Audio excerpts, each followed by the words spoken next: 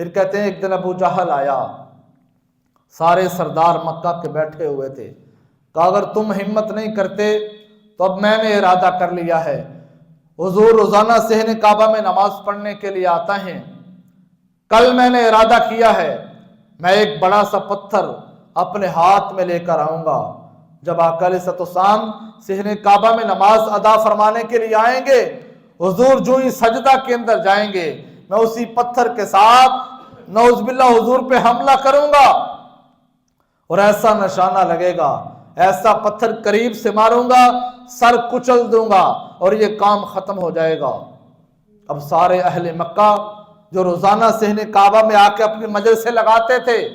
اپنی اپنی جگہ پہ بیٹھتے تھے،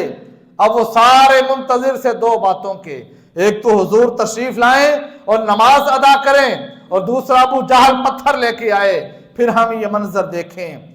پھر وہ وقت قریب آیا، آقا علیہ الصلوۃ والسلام صحن کعبہ کے اندر داخل ہوئے، حضور نے اللہ کی نماز کی نیت باندھی، صحن کعبہ کے اندر حضور نماز ادا کرنے لگے۔ اب سارے کفار مکہ، قریش کے مجلسوں کے سردار اس بات کے منتظر تھے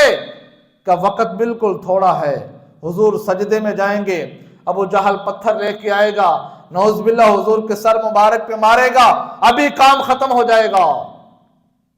لیکن انہیں یہ نہیں پتا تھا کہ آقا علیہ الصلوۃ والسلام کی حفاظت کی قسم رب نے قرآن میں کھائی ہے، واللہ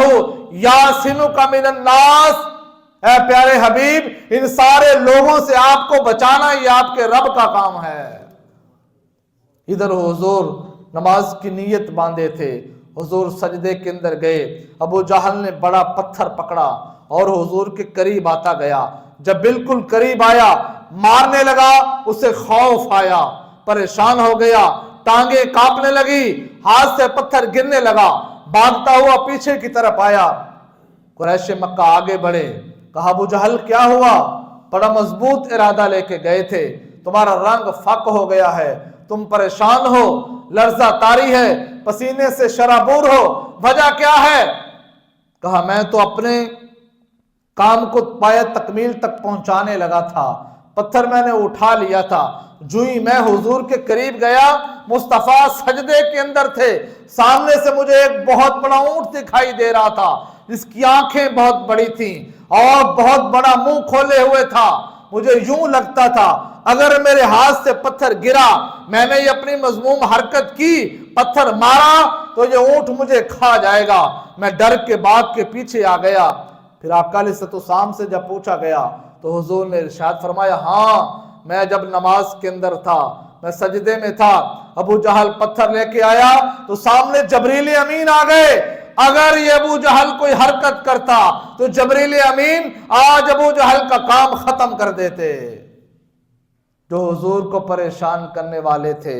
جو آقا علیہ الصلوۃ والسلام کو ختم کرنے والے تھے، وہ خود ختم ہو گئے۔ کیا باقی رہا؟ ان کا نام و نشان مٹ گیا۔